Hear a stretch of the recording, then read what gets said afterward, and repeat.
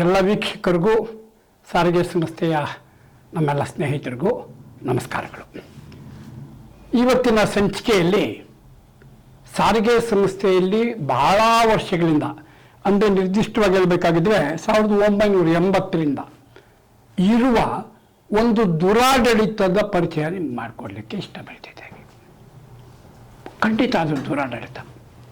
ಯಾಕೆ ಅಂತಂತಂದರೆ, ನಿನ್ನೆ ಮೊನ್ನೆ BMTC ಬಸ್ನಲ್ಲಿ ನಿರ್ವಾಹಕರ ಹಣದ ಚೀಲವನ್ನು ಒಬ್ಬ ಮಹಿಳೆ ಕದ್ಕೊಂಡು ಹೋಗ್ತಿದ್ಲು ಅನ್ನೋ ಒಂದು ವಿಚಾರ, ಆಕೆಯನ್ನು ರೆಡ್ ಹ್ಯಾಂಡ್ನಲ್ಲಿ ಹಿಡಿದು ಅದನ್ನು ಎಲ್ಲ ವಿಡಿಯೋ ಮಾಡಿ ಅದು ವೈರಲ್ ಆಗಿ ಇಡೀ ರಾಜ್ಯದಲ್ಲಿ ಅದು ಒಂದು ಸುದ್ದಿಯಾಗಿದೆ. ಬೇರೆ ಬೇರೆ ಚಾನಲ್ಗಳವರು ಇಂತಹ ಕಳ್ಳತನದ ಬಗ್ಗೆ ಭಾಳ ಈಗ ಮಾತಾಡ್ತಿದ್ದಾರೆ. ಆ ಹಿನ್ನೆಲೆಯಲ್ಲಿ ನಾನು ಸಾರಿಗೆ ಸಂಸ್ಥೆಯ ಕೆಲವು ವಿಚಾರಗಳನ್ನು ತಮ್ಮ ಮುಂದೆ ಮಂಡಿಸಲಿಕ್ಕೆ ಬಯಸ್ತೇನೆ. ಹಿಂದೆ ಒಂದು ದಿನಾಂಕ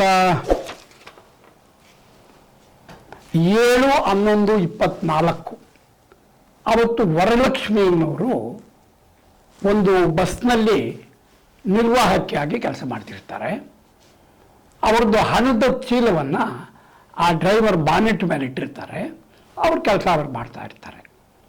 ಯಾಕೆ ಬಾನೆಟ್ ಮೇಲೆ ಇಟ್ಟು ಅವ್ರ ಕೆಲಸ ಅವ್ರು ಮಾಡ್ತಿರ್ತಾರೆ ಅಂತಂದರೆ, ಇತ್ತೀಚೆಗೆ ಆ ETM ಮಿಷನ್ ಬಂದ ಮೇಲೆ ETM ಮಿಷನ್ ಒಂದು ಕಡೆ ತಗಲಾಕೋಬೇಕು. ಅದೇನಾದರೂ ತಗಲಿ ಡ್ಯಾಮೇಜ್ ಆದರೆ ಅದರದ್ದು ವೆಚ್ಚ ಎಲ್ಲ ನೀವು ಭರಿಸ್ಬೇಕು ಅಂತ ಹೇಳ್ತಾರೆ ಅನ್ನೋ ಕಾರಣಕ್ಕೆ ಅದನ್ನು ಜೋಪಾನವಾಗಿ ಇಟ್ಕೋಬೇಕು. ಮತ್ತು ಹಣ ಹೆಚ್ಚಿಗೆ ಬರೋದು ಇಲ್ಲ, ಆದ್ದರಿಂದ ಚಿಲ್ಲರೆ ಕೊಡೋದು ಅದರದ್ದೆಲ್ಲ ಭಾಳ ಕಡಿಮೆ ಆಗಿರೋದ್ರ ಹಿನ್ನೆಲೆಯಲ್ಲಿ ಕೈನಲ್ಲೇ ಆ ನೋಟುಗಳನ್ನು ನಾವೆಲ್ಲ ಇಟ್ಕೊಂಡು ಕೆಲಸ ಮಾಡುವಂತಹ ಪರಿಸ್ಥಿತಿ ಇದೆ. ಹೀಗಿರೋ ಸಂದರ್ಭದಲ್ಲಿ ಆ ಬಾನೆಟ್ ಮೇಲೆ ಇದ್ದ ಒಂದು ಹಣದ ಚೀಲವನ್ನು, ಅದರಲ್ಲಿ ಆ ವೇ ಬಿಲ್ಲು ಇತ್ಯಾದಿ ಡಾಕ್ಯುಮೆಂಟ್ಸು, ಕೆಲವು ಟಿಕೆಟ್ ಪುಸ್ತಕಗಳು ಇರುತ್ತವೆ. ಅದರಲ್ಲಿ ಹಣವೂ ಇರ್ಬೋದು ಅಂತಾನೋ ಅಥವಾ ಹಣ ಇತ್ತೋ ಗೊತ್ತಿಲ್ಲ.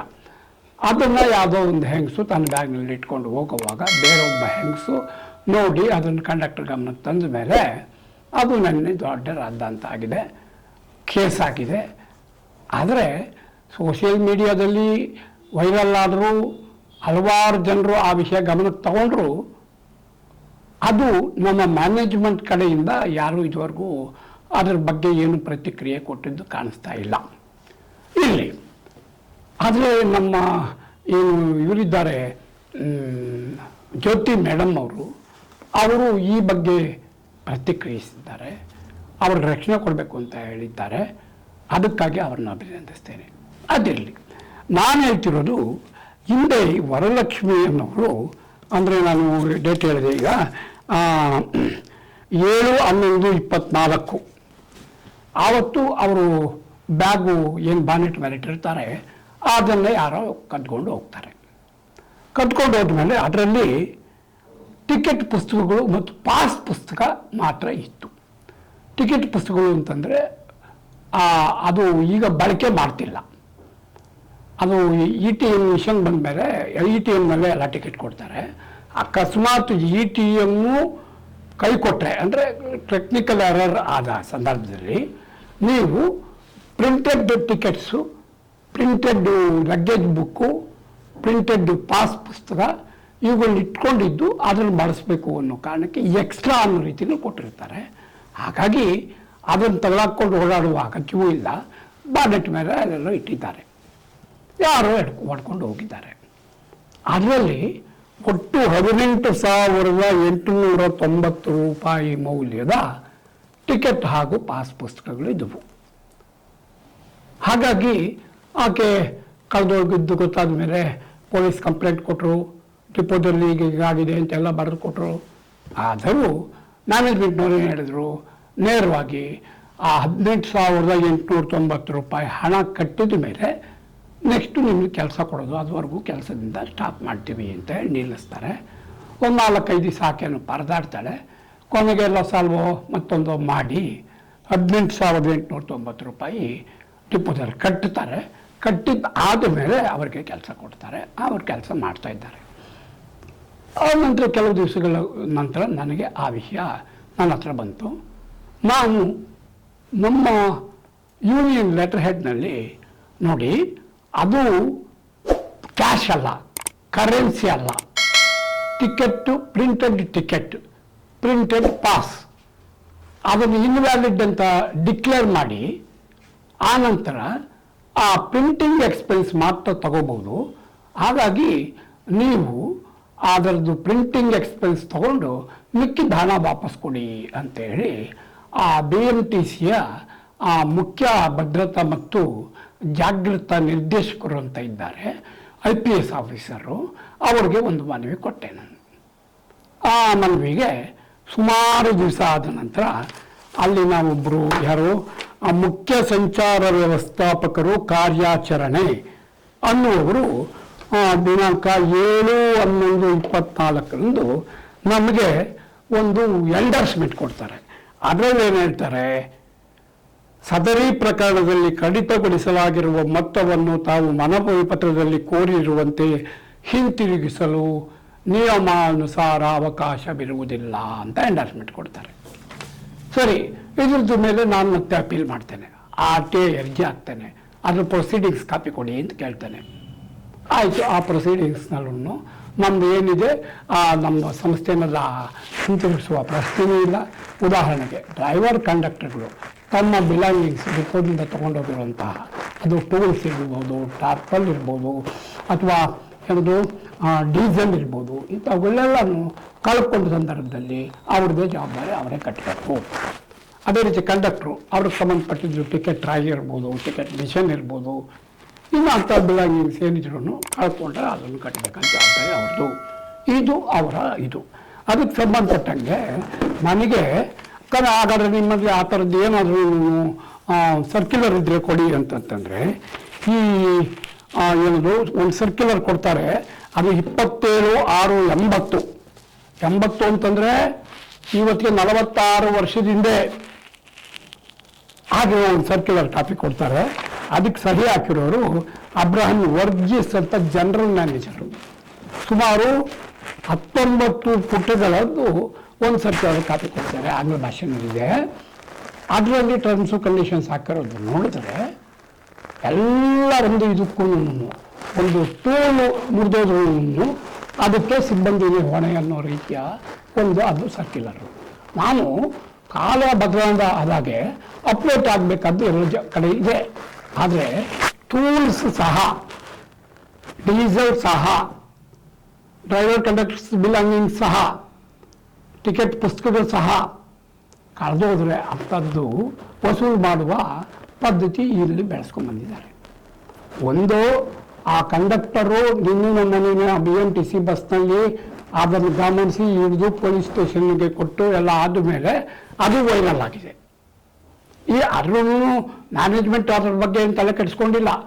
ಯಾಕೆಂತಂದರೆ ಅಕಸ್ಮಾತ್ ಕಳೆದೋಗಿದ್ದಿದ್ರೆ ಅದರಿಂದ ವಸೂಲು ಮಾಡ್ಕೊಂಡು ಲಾಭನೇ ಮಾಡೋರು. ಈಗ ಟಿಕೆಟ್ಗಳು ಜನಗಳಿಗೆ ಇಶ್ಯೂ ಮಾಡಲ್ಲ, printed ticket, printed pass, printed luggage ಬಳಸೋದಿಲ್ಲ. ಆದರೆ ಅದನ್ನು ಎಕ್ಸ್ಟ್ರಾ ಕೊಟ್ಬಿಟ್ಟು ಅದನ್ನು ಇಟ್ಕೊಳ್ಳುವ ಅದರಲ್ಲಿ ಎಲ್ಲರೂ ಒಂಚೂರು ಯಾಮಾರಿದ್ರೆ ಇಂತಹ ಕಳ್ಳರು ಒಡ್ಕೊಂಡು ಹೋದಾಗ ಅವನ ತಲೆ ಮೇಲೆ ಹಾಕ್ತಾರೆ.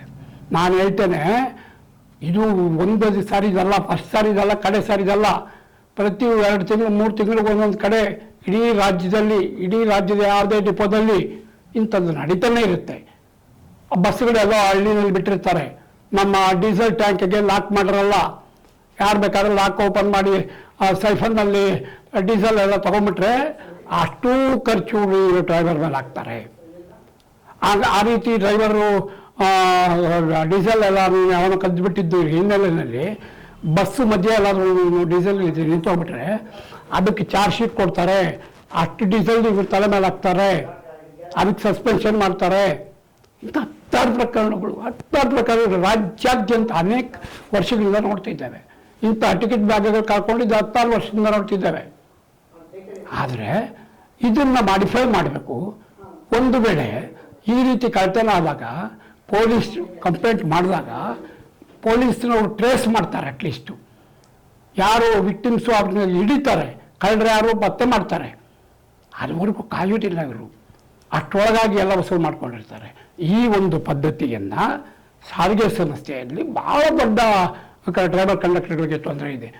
ಪ್ರಯೋಗಬೇಡುವ ಪ್ರತಿಯೊಬ್ಬರು ಡ್ರೈವರ್ ಕಂಡಕ್ಟರ್ ಇಂತಹ ಕಾರಣಗಳಿಗಾಗಿ ನೂರಾರು ರೂಪಾಯಿ, ಸಾವಿರಾರು ರೂಪಾಯಿ, ಲಕ್ಷಾಂತರ ರೂಪಾಯಿ ಸುಮ್ಮನೆ ಡಿಪಾರ್ಟ್ಮೆಂಟಿಗೆ ಕಟ್ಟಿ ಕೈವಸಿಕೊಟ್ಟು ಸುಮ್ಮನೆ ಇರುವಂಥ ಪರಿಸ್ಥಿತಿ ಇದೆ. ಅದರಿಂದ ಈ ಸಂದರ್ಭದಲ್ಲಿ ನಾವು ಅವತ್ತಿಂದ ಹೇಳೋದಷ್ಟೇ, ಬಸ್ಸಿನಲ್ಲಿ ಒಂದು ಬಾಕ್ಸನ್ನು ಅದನ್ನು ಎಲ್ಲರೂ ಫಿಟ್ ಮಾಡಿ ಅದಕ್ಕೆ ವೆಲ್ಡ್ ಮಾಡಿಬಿಟ್ರೆ ಅದರಲ್ಲಿ ಬಿಲಾಂಗಿಂಗ್ಸ್ ಇಟ್ಕೊಂಡು ಹೋಗ್ಬೋದು. ಇವತ್ತು ಡ್ರೈವರ್ ಕಂಡಕ್ಟರ್ಗಳು ನೋಡ್ತೀವಿ, ಆ ಬಸ್ಸಿನ ಒಳಾವರಣದ ಆ ಕೊಳಕು ಮಧ್ಯ ದಾರಿನಲ್ಲಿ ಅಲ್ಲಿ ಆ ರಟ್ಟು ಅಂಥದ್ದು ಹಾಸ್ಕೊಂಡು ಮಲಗ್ತಾರೆ. ಅವ್ರಿಗೆ ಬೆಳಗ್ಗೆ ಎದ್ದು ಶೌಚ ಸ್ನಾನಕ್ಕೆ ಏನು ವ್ಯವಸ್ಥೆ ಇಲ್ಲ, ಆ ವ್ಯವಸ್ಥೆ ಎಲ್ಲ ಮಾಡ್ಕೊಳ್ಳೋಕೆ ಒಂದು ಬಾಕ್ಸ್ ಇಟ್ಟಿರೋ ಏನು ಕಳ್ಕೊಳ್ತಾರೆ ಇವರು. ಆ ಡೀಸೆಲ್ ಟ್ಯಾಂಕಿಗೆ ಒಂದು ಲಾಕ್ ಹಾಕಿದ್ರೆ ಏನು ಕಳ್ಕೊಳ್ತಾರೆ, ಅದು ಮಾಡೋದಿಲ್ಲ. ಸಿಕ್ಕಾಕೊಳ್ಳಿ ಇವರು, ಕೋಲಾಗ್ಲಿ ಇವರು, ಅದೇ ಉದ್ದೇಶ. ಆದ್ದರಿಂದ ನಾನು ಹೇಳೋದೇನು ಅಂತಂದರೆ, ದಯವಿಟ್ಟು ಈ ಸಂದರ್ಭವನ್ನು, ಈ ಅವಕಾಶವನ್ನಾದರೂ ಬಳಸ್ಕೊಂಡು ಮ್ಯಾನೇಜ್ಮೆಂಟು ಏನು 1980 ಇಸ್ವಿನಲ್ಲಿ ಮಾಡಿರುವ 19 ಪೇಜಿನ ಸರ್ಕ್ಯುಲರ್ ಇದೆ, ಈ ಸರ್ಕ್ಯುಲರ್ ಮಾಡಿಫೈ ಮಾಡಿ. ಮುದ್ರಣ ವೆಚ್ಚ, ಟಿಕೆಟ್ಗಳು, ಪಾಸ್ಗಳು ಕಳ್ಕೊಂಡಾಗ ಮುದ್ರಣ ವೆಚ್ಚ ಮಾತ್ರ ವಸೂಲು ಮಾಡಿ. ಡೀಸೆಲು ಅಥವಾ ಸ್ಪೇರ್ ಪಾರ್ಟ್ಸು, ಟೈರು, ಟೂಲ್ಸು ಇಂಥದ್ದು ಕಳೆದೋದಾಗ ಪೊಲೀಸ್ ಕಂಪ್ಲೇಂಟ್ ಲಾಂಚ್ ಮಾಡಿ, ಪೊಲೀಸ್ನವ್ರು ಟ್ರೇಸ್ ಮಾಡ್ತಾರೆ. ನೀವು ಅದರ ವೆಚ್ಚ ವಸೂಲು ಮಾಡ್ಕೊಂಡು ಸುಮ್ಮನೆ ಇದ್ಬಿಡೋದಲ್ಲ. ಸೊ ಈ ಎಲ್ಲ ಮಾಡಬೇಕು ಅಂತೇಳಿ, ಇಂತಹ ಆಡಳಿತ ಸುಧಾರಣೆಗಳು ತರಬೇಕು ಅಂತೇಳಿ ನಮ್ಮ ಒತ್ತಾಯ ಇದೆ. ದಯವಿಟ್ಟು ಈ ಹಿನ್ನೆಲೆಯಲ್ಲಿ ಇನ್ಮೇಲಾದ್ರೂ ಚಾಲಕ ನಿರ್ವಾಹಕರಿಗೆ ಇಂತಹ ತೊಂದರೆಗಳು ಆಗುವುದನ್ನು ಆಡಳಿತ ವರ್ಗ ತಪ್ಪಿಸಬೇಕು ಅಂತ ನಾನು ಈ ಸಂದರ್ಭದಲ್ಲಿ ಕೋರ್ತೇನೆ. ನಮಸ್ಕಾರ.